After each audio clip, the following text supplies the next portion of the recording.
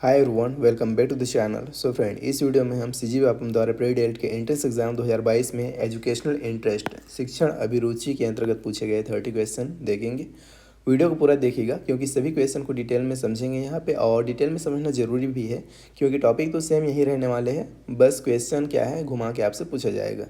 तो ऐसा नहीं है कि क्वेश्चन रिपीट नहीं होता है, क्वेश्चन रिपीट भी होता है, इसलिए वीडियो को पूरा देखिएगा लास्ट तक बेटर अंडरस्टैंडिंग के लिए। चलिए शुरू करते हैं, देखते हैं पहला क्वेश्चन जो कि ये रहा।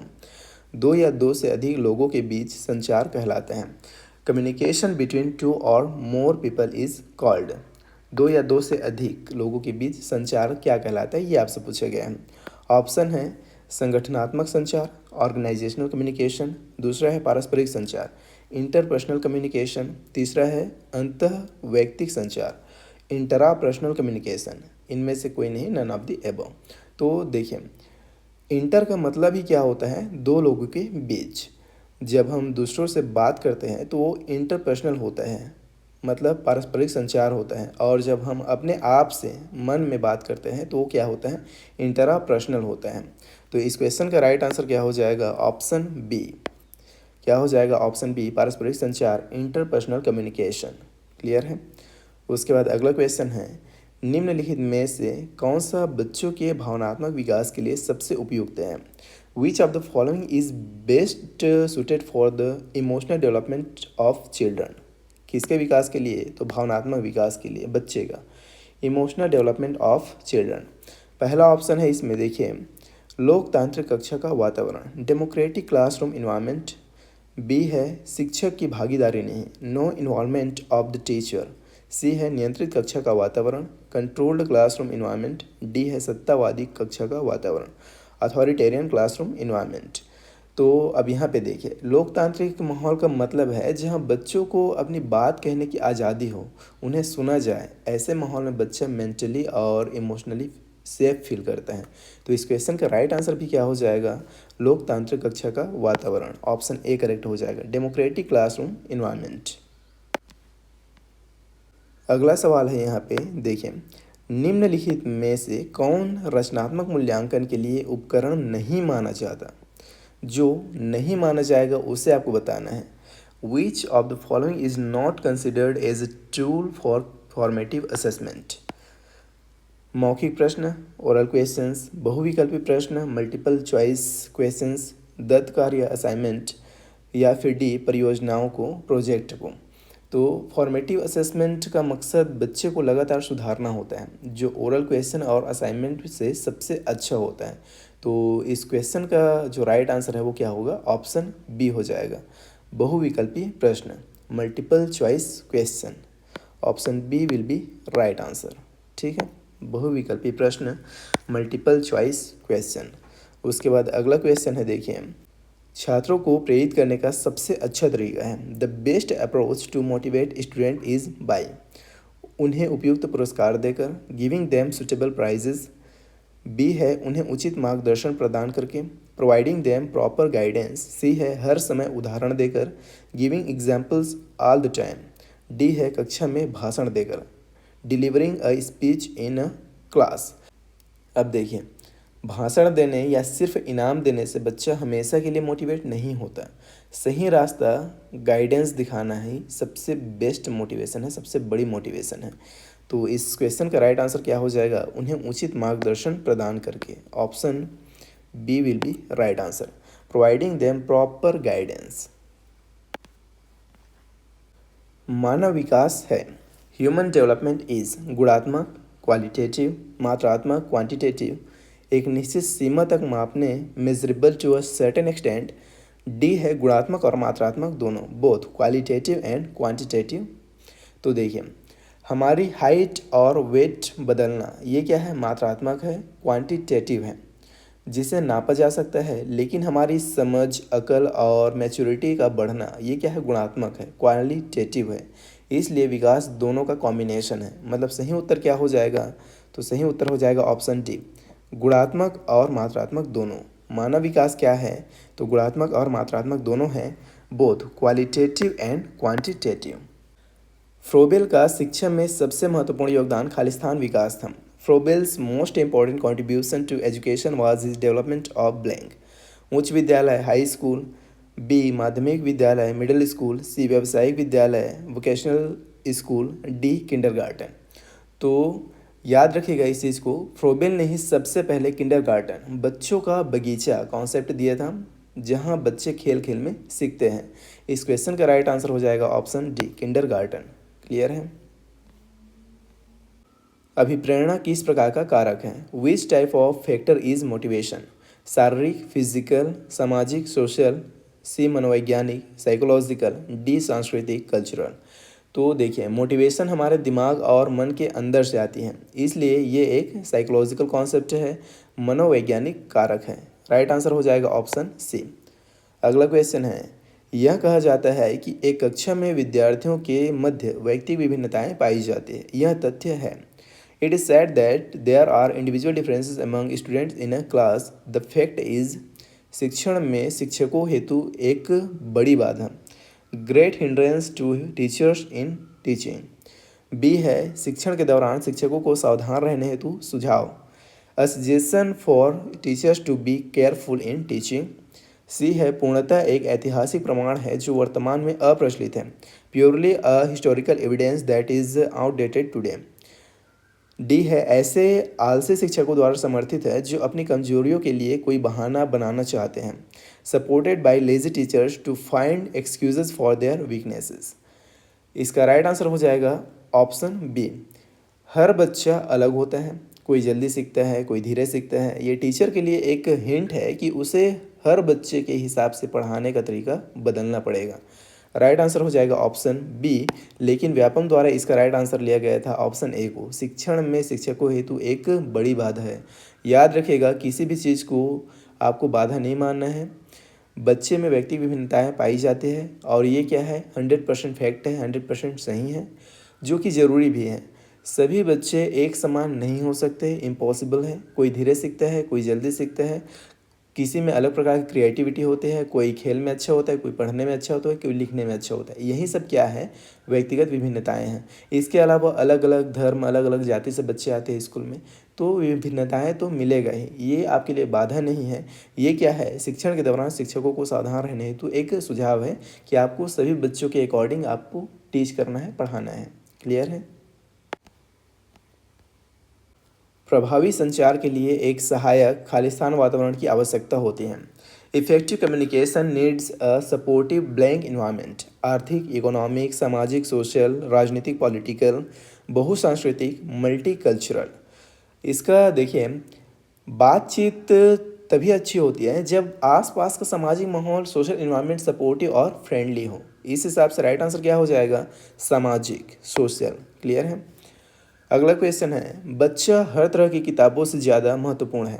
टैगोर का यह दृष्टिकोण शिक्षा के निम्नलिखित उद्देश्यों में उनके विश्वास का प्रतिनिधित्व करता है। The child is more important than all kinds of books. This view point of Tagore represents his faith in the following AIIMS of education. सामाजिक उद्देश्य सोशल एम, सांस्कृतिक उद्देश्य कल्चरल एम, व्यक्तिगत उद्देश्य इंडिविजुअल एम। डी है, व्यक्तिगत और सामाजिक उद्देश्यों का संश्लेषण, synthesis of individual and social aim. तो देखिए, टैगोर जी बच्चे के खुद के विकास, इंडिविजुअल फ्रीडम पर जोर देते थे, ना कि सिर्फ समाज के बनाए रूल्स पर। तो इस क्वेश्चन का राइट आंसर क्या हो जाएगा, ऑप्शन सी हो जाएगा, व्यक्तिगत उद्देश्य इंडिविजुअल एम। ठीक है। एनसीएफ 2005 के अनुसार शिक्षक की भूमिका है। As per NCF 2005, the role of the teacher is that of a reader, या फिर मूल्यांकन करता है इवेल्युएटर, या फिर सी सुविधा प्रदान करने वाला फैसिलिटेटर, या फिर डी उपरोक्त सभी, ऑल ऑफ द एबव। अब कई बार ऐसा होता है ना कि जैसे ही ऑप्शन दिखता है उपरोक्त सभी, हम बिना कुछ सोचे समझे उस पर टिक कर देते हैं। ऐसा नहीं करना है, टिक करना है लेकिन सोच समझ के करना है। यहाँ पे उपरोक्त सभी नहीं होगा। एनसीएफ 2005 के अनुसार पूछा है शिक्षक की भूमिका, तो एनसीएफ 2005 क्लियरली कहता है कि टीचर एक डिक्टेटर नहीं बल्कि एक गाइड या फैसिलिटेटर है जो बच्चों को सीखने में मदद करता है। क्या है, सुविधा प्रदान करने वाला है, फैसिलिटेटर है। ये शब्द याद रखेंगे, ये शब्द बहुत प्यारा है, फैसिलिटेटर। क्लियर है। अगला क्वेश्चन है, मॉन्टेसरी विद्यालय बल देते हैं। The Montessori schools insist on. इंद्रिय प्रशिक्षण का सिद्धांत, the principle of sense training, B है सृजनात्मकता, क्रिएटिवनेस। सी है पूर्ण अनुशासन और पर्यवेक्षण, complete discipline and supervision. D है सुविधा युक्त विद्यालय भवन, वेल इक्विप्ड स्कूल बिल्डिंग्स। तो बात किसका चल रहा है? मॉन्टेसरी विद्यालय का चल रहा है। तो मारिया मॉन्टेसरी का मानना था कि बच्चे अपने सेंसेस, देखना, सुनना, छूना से सबसे जल्दी सीखते हैं। तो इसका राइट आंसर क्या हो जाएगा? ऑप्शन ए हो जाएगा, इंद्रिय प्रशिक्षण का सिद्धांत, the principle of senses training. Clear है? पहला बुद्धि परीक्षण किसने विकसित किया? Who developed the first intelligent test? David Wechsler, Alfred Binet, Charles Edward Spearman, Robert Sternberg. तो ये एक डायरेक्ट मेमोरी बेस्ड क्वेश्चन है, इसे आपको याद रखना पड़ेगा। अल्फ्रेड बीने ने ही सबसे पहले आईक्यू टेस्ट डिज़ाइन किया था। इस क्वेश्चन का राइट आंसर हो जाएगा ऑप्शन बी, अल्फ्रेड बीने। अगला क्वेश्चन है, निम्नलिखित में से कौन सा एक अच्छे विद्यालय का गुण नहीं है? क्या बोला गया है? अच्छे विद्यालय का गुण नहीं है। जो अच्छे विद्यालय का गुण नहीं है उसे आपको बताना है। Which one of the following is not a quality of good school? सभी विषयों का शिक्षण, teaching of all subject. Option B है वाद विवाद और निबंध लेखन, debating and essay writing. C है खेल का कोई आयोजन नहीं, नो स्पोर्टिंग इवेंट। डी है विकसित प्रयोगशाला, डेवलप्ड लेबोरेटरी। अब देखिए यहाँ पे ऑप्शन सी में खेल का जिक्र हुआ है, खेल का कोई आयोजन नहीं, नो स्पोर्टिंग इवेंट। तो एक बात याद रखिएगा, पढ़ाई के साथ खेल कूद स्पोर्ट्स बेहद ज़रूरी है, बहुत ही ज़्यादा ज़रूरी है। जिस स्कूल में स्पोर्ट्स नहीं है, खेल कूद का आयोजन नहीं है, वो स्कूल अच्छा नहीं हो सकता। इस क्वेश्चन का राइट आंसर हो जाएगा ऑप्शन सी, खेल का कोई आयोजन नहीं, नो स्पोर्टिंग इवेंट्स।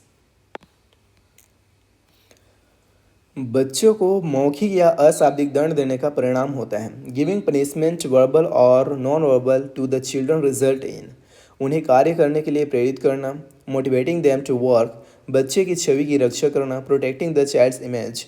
सी, उनके स्कोर में सुधार लाना, इम्प्रूविंग देयर स्कोर्स। डी, उनकी आत्म अवधारणा को नुकसान पहुंचाना, डैमेजिंग देयर सेल्फ कॉन्सेप्ट। मारपीट या डांटने से बच्चे की सेल्फ रिस्पेक्ट और कॉन्फिडेंस खत्म हो जाता है। राइट आंसर क्या हो जाएगा? ऑप्शन डी हो जाएगा, उनकी आत्म अवधारणा को नुकसान पहुंचाना, damaging their self concept. Clear है? अगला क्वेश्चन है, अच्छे संप्रेषण के लिए खालिस्तान की आवश्यकता होती है। For a good communication blank is required. विचारों की स्पष्टता, क्लैरिटी ऑफ थॉट्स। बी, नाटकीय प्रस्तुति, ड्रामेटिक प्रेजेंटेशन। सी है हल्के स्वर में बोलना, speaking in a mild tone. D है बिना रुके बोलना, स्पीकिंग विदाउट पॉज। तो देखिए, अच्छे संप्रेषण के लिए पूछा गया है कि इसकी आवश्यकता होती है। तो विचारों की स्पष्टता, क्लैरिटी ऑफ थॉट। अगर आपके दिमाग में ही बात क्लियर नहीं है तो आप दूसरों को कभी अच्छे से नहीं समझा पाएंगे। क्लियर है? राइट आंसर हो जाएगा ऑप्शन ए, विचारों की स्पष्टता, clarity of thoughts. NEP 2020 Khalistan के विकास पर विशेष बल देता है। NEP 2020 lays particular emphasis on the development of blank. दुनिया में सबसे अच्छा बुनियादी ढांचा, the best infrastructure in the world. स्वरोजगार देने का प्रावधान, the provision to give 100 employment. C है मुफ्त शिक्षा देने का प्रावधान, the provision to give free education. D है प्रत्येक व्यक्ति की रचनात्मक क्षमता, the creative potential of each individual. किसके बारे में बात चल रहा है? NEP 2020 के बारे में बात चल रहा है। तो NEP 2020 के बारे में आप लोग याद रखेंगे, राष्ट्रीय शिक्षा नीति रट्टा मारने को ख़त्म करके बच्चों के अंदर की क्रिएटिविटी बाहर निकालने पर फोकस करती हैं। राइट आंसर क्या हो जाएगा? ऑप्शन डी, प्रत्येक व्यक्ति की रचनात्मक क्षमता पर। ठीक है, the creative potential of each individual, इस पर विशेष बल देता है। अगला क्वेश्चन है, मनोविज्ञान की विषय वस्तु निम्नलिखित में से कौन सी है? Which of the following is the subject matter of psychology? आत्मा, सॉल। बी है मन, माइंड। सी है मनुष्य, ह्यूमन बीइंग। डी है व्यवहार, बिहेवियर। तो पहले साइकोलॉजी को आत्मा, सॉल का विज्ञान कहा जाता था, पर आज के समय में इसे इंसानी व्यवहार, बिहेवियर का विज्ञान माना जाता है। राइट आंसर हो जाएगा ऑप्शन डी, व्यवहार, बिहेवियर। निम्नलिखित में से कौन सा एक शिक्षक का गुण नहीं है? जो शिक्षक का गुण नहीं है उसे आपको बताना है। Which of the following is not a quality of a teacher? धैर्य और सहनशीलता, पेशेंस एंड टॉलरेंस, ये तो एक शिक्षक का क्या है? गुण है। अगला है मधुर, विनम्र और स्पष्ट आवाज़। Sweet polite and clear voice, ये भी एक शिक्षक का गुण है। सी है अंधविश्वासी, सुपरस्टिशियस। डी है अच्छा संचार कौशल, गुड कम्युनिकेशन स्किल, ये भी एक टीचर का शिक्षक का गुण है। जो शिक्षक का गुण नहीं है वो कौन सा है, तो ऑप्शन सी अंधविश्वासी, सुपरस्टिशियस। ऑप्शन सी इस क्वेश्चन का राइट आंसर हो जाएगा। क्लियर है? क्या बोला गया है, शिक्षक का गुण नहीं है उसे आपको बताना है। एक टीचर को साइंटिफिक और लॉजिकल होना चाहिए, अंधविश्वास उनके पेशे के बिल्कुल खिलाफ है। क्लियर है? देखिए अगला क्वेश्चन है जो कि विवादित रहे व्यापम के लिए। श्याम पट पर लिखते समय सर्वाधिक महत्वपूर्ण क्या है? सवाल को ध्यान से पढ़िएगा। क्या बोला गया है, श्याम पट पर लिखते समय सर्वाधिक महत्वपूर्ण क्या है, ये आपको बताना है। What is most important while writing on a black board? रंगीन चौक का प्रयोग, अब ऐसा तो नहीं है रंगीन चौक का प्रयोग नहीं करेंगे तो काम नहीं चलेगा, चल जाएगा, वाइट चौक से भी पढ़ा सकते हैं। ये महत्वपूर्ण है लेकिन सर्वाधिक महत्वपूर्ण नहीं है। ठीक है, यूज़ ऑफ कलर चौक। ठीक है, अगला है स्वच्छ लिखावट और पंक्तियों में उपयुक्त अंतर। Neat hand writing and adequate spacing. अच्छी लिखावट और पंक्तियों में उचित अंतर, ये भी क्या है, महत्वपूर्ण है लेकिन सर्वाधिक महत्वपूर्ण नहीं है। लिखावट उतना अच्छा नहीं होगा, उतना सुंदर नहीं होगा, देखने में उतना अट्रैक्टिव नहीं होगा तो भी चल जाएगा, बशर्ते वो सही लिखा होना चाहिए, है ना। अगला ऑप्शन है स्पष्ट और शुद्ध लेखन, क्लियर एंड करेक्ट राइटिंग। अब यहाँ पे इंग्लिश साइड को आप देखेंगे तो क्या लिखा है, क्लियर एंड करेक्ट राइटिंग, स्पष्ट और शुद्ध लेखन, ये सबसे ज़्यादा महत्वपूर्ण है। क्यों? देखिए अगर राइटिंग बहुत सुंदर हो पर स्पेलिंग गलत हो तो बच्चे गलत सीखेंगे, इसलिए क्लियर और करेक्ट होना सबसे ज़्यादा ज़रूरी है। अगला ऑप्शन है डस्टर का उचित प्रयोग। अब ये ज़रूरी है, महत्वपूर्ण है लेकिन सबसे महत्वपूर्ण नहीं है। डस्टर का उचित प्रयोग, डस्टर ना होने पर कागज़ से भी मिटा लेते हैं, कपड़ा से भी मिटा लेते हैं, और उचित प्रयोग में आता है कि ऊपर से नीचे की तरफ मिटाना है, आप ऐसे रब करके मिटा लेंगे जिग जैग तो भी चल जाएगा। सबसे ज़्यादा जो महत्वपूर्ण है, सर्वाधिक जो जरूरी है वो कौन सा है, तो ऑप्शन सी स्पष्ट और शुद्ध लेखन, clear and correct writing. Option C इस क्वेश्चन का राइट आंसर होना चाहिए, लेकिन व्यापम ने क्या किया है, इस क्वेश्चन को विलोपित किया है क्योंकि सभी ऑप्शन सही हैं इसलिए। ठीक है, लेकिन सर्वाधिक पूछे गए क्वेश्चन में तो सर्वाधिक महत्वपूर्ण कौन सा है, ऑप्शन सी स्पष्ट और शुद्ध लेखन। क्यों महत्वपूर्ण है मैंने आपको बता दिया। अभिप्रेरणा का एक मूलभूत नियम जो छात्रों को कठिन परिश्रम करने के लिए प्रेरित करता है। जब one fundamental principle of motivation which inspires student to work harder is when छात्र अपने लक्ष्य स्वयं निश्चित करते हैं, student set their on goals. B है छात्र अन्य द्वारा निश्चित तर्क सम्मत लक्ष्य का अनुसरण करते हैं, students follow reasonable goal set by others. C है छात्र जानते हैं कि दंड स्वाभाविक है, स्टूडेंट्स नो दैट पनिशमेंट में फॉलो। डी है छात्र जानते हैं कि वे पुरस्कार प्राप्त करेंगे, students know they will receive rewards. तो इसका सबसे सही राइट आंसर कौन सा है, ऑप्शन ए छात्र अपने लक्ष्य स्वयं निश्चित करते हैं। जब हम कोई गोल खुद सेट करते हैं, जैसे मुझे टॉप करना है, तो हम उसे पाने के लिए दुगनी मेहनत करते हैं। Student set their on goals, option A ही इसका सही उत्तर हो जाएगा। नई शिक्षा नीति का उद्देश्य है, the purpose of the new education policy is सभी को शिक्षा का समान अवसर प्रदान करना, to provide equal opportunity of education to all. B है संपूर्ण शिक्षा प्रणाली में सुधार करने के लिए, to improve the whole education system.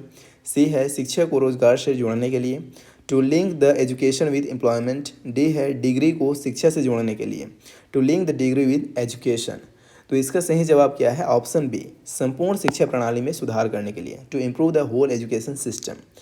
NEP सिर्फ एक हिस्से को नहीं बल्कि पूरे के पूरे एजुकेशन सिस्टम को बेहतर और मॉडर्न बनाने के लिए आई है। ठीक है, राइट आंसर हो जाएगा option B, to improve the whole education system. उसके बाद अगला क्वेश्चन है, आपको शिक्षण व्यवसाय पसंद है क्योंकि you like teaching profession because इसमें कम जिम्मेदारी है, it has less responsibility. B है आप इसमें रुचि रखते हैं, you are interested in it. C है यह आसान है, इट इज़ ईजी। डी है यह आपको अधिक छुट्टियाँ प्रदान करता है, it provide you more holidays. तो देखिए टीचिंग कोई मजबूरी का काम नहीं होना चाहिए, जब तक आपका इंटरेस्ट नहीं होगा आप अच्छे टीचर नहीं बन सकते। इसलिए सही आंसर क्या हो जाएगा, ऑप्शन बी आप इसमें रुचि रखते हैं, you are interested in it.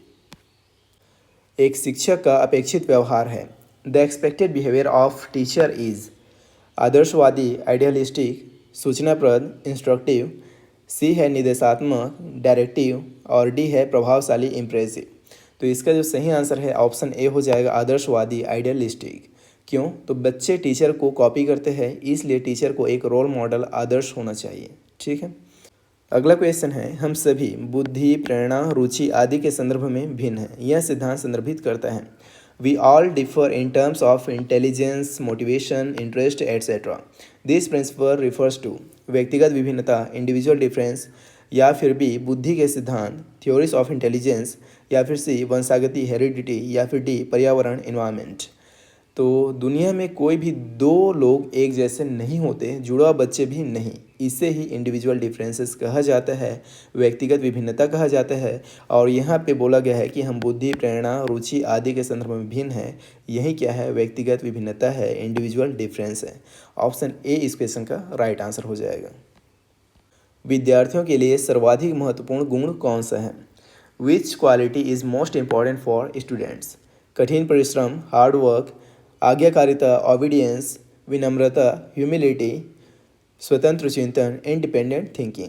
अब देखिए अगेन वैसा ही क्वेश्चन है, इसमें इंपॉर्टेंट तो सभी है, लेकिन आपको क्या बताना है? सर्वाधिक महत्वपूर्ण गुण बताना है, मोस्ट इंपॉर्टेंट गुण बताना है, मोस्ट इंपॉर्टेंट क्वालिटी बताना है। तो कठिन परिश्रम होना चाहिए, आज्ञाकारिता होना चाहिए, विनम्रता होना चाहिए, लेकिन सबसे ज़्यादा जो जरूरी है वो कौन सा है? स्वतंत्र चिंतन। ऑप्शन डी इंडिपेंडेंट थिंकिंग, ये होना चाहिए। रट्टा मारने से बेहतर है कि बच्चा खुद सोचना और प्रॉब्लम सॉल्व करना सीखे, इसलिए स्वतंत्र चिंतन, independent thinking is most important quality. ठीक है। अगला क्वेश्चन है, बाल विकास के अध्ययन का क्षेत्र, field of study of child development. A है बाल विकास के विभिन्न चरणों का अध्ययन, study of different stages of child development.